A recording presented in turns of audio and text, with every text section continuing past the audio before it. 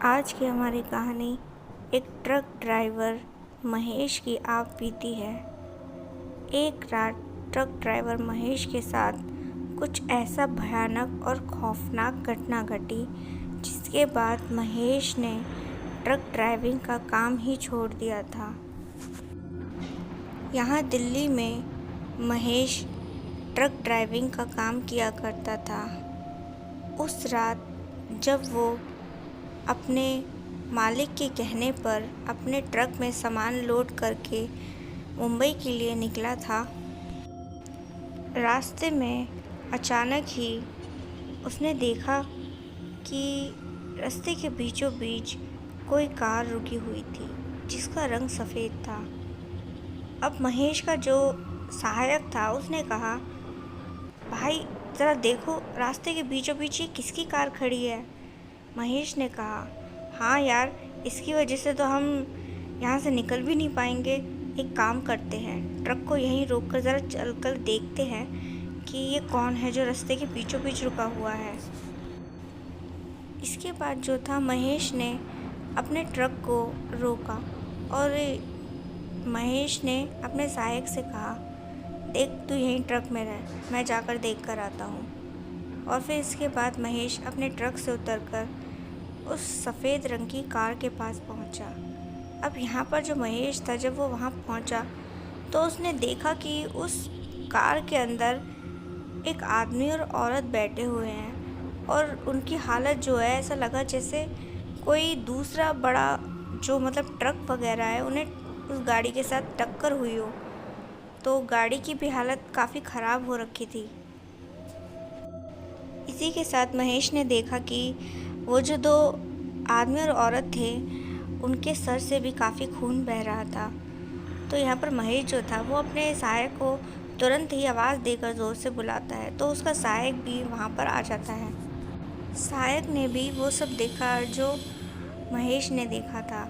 तो सहायक ने कहा, भाई ये सब क्या है, आखिर इनका एक्सीडेंट कैसे हुआ। तो महेश ने कहा, कौन जाने कौन बड़ी गाड़ी इनकी कार को ठोक कर चली गई है। हमें ऐसा करना चाहिए, पुलिस को फ़ोन कर देना चाहिए, अब वही इनको आकर देखेगी। तो महेश के पास जो फ़ोन था वो उससे पुलिस को फ़ोन करने लगा, लेकिन उस वक्त जो था नेटवर्क नहीं आ रहा था, जिसकी वजह से वो फ़ोन नहीं कर पाए। महेश ने अपने सहायक से कहा, यार एक काम करते हैं, पुलिस का तो फ़ोन नहीं लग रहा है, इन दोनों को अपने साथ अपने ट्रक में लेकर चलते हैं, आगे कोई हॉस्पिटल मिलता है तो इन्हें भर्ती करवा देंगे और वहाँ सारी जानकारी दे देंगे।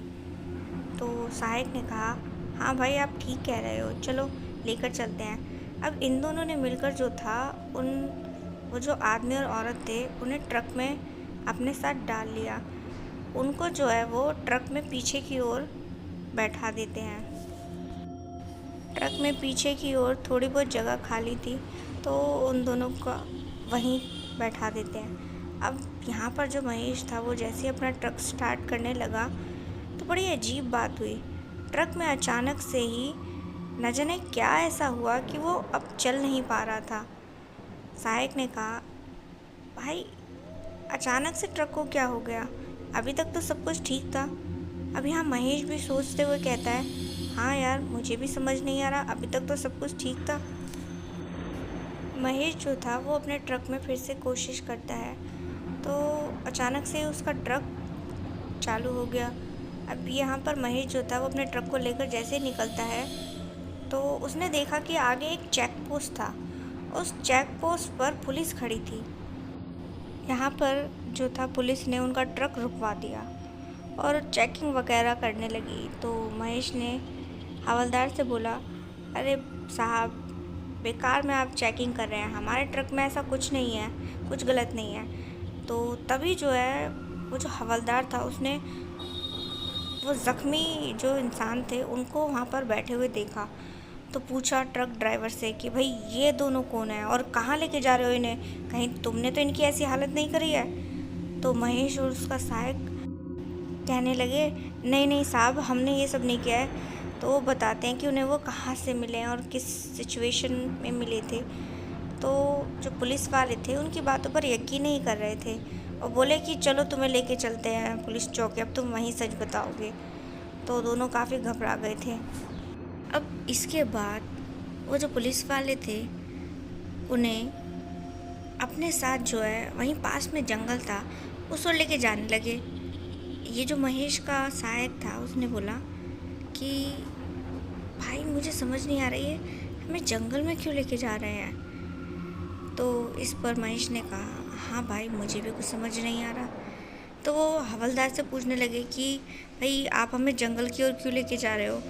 तो हवलदार ने अचानक से उनकी ओर देखा और उन्होंने देखा कि जो हवलदार है इसकी आंखें चमक रही थी, इसका चेहरा पहले से कुछ बदला हुआ सा था।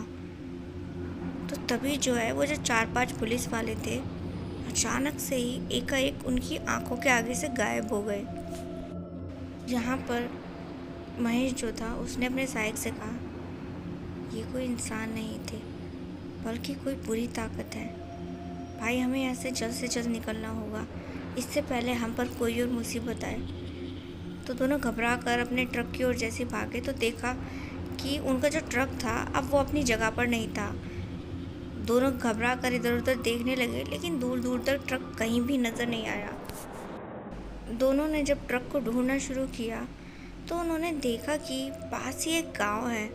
वो उस गांव में पहुंचे तो वहाँ पर जो है एक घर का दरवाज़ा खुला हुआ था।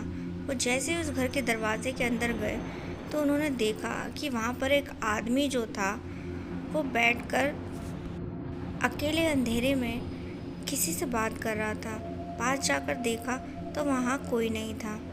दोनों घबरा गए, उन्हें लगा कि हम भूतों के जाल में फंस चुके हैं और ये भी कोई भूत ही है।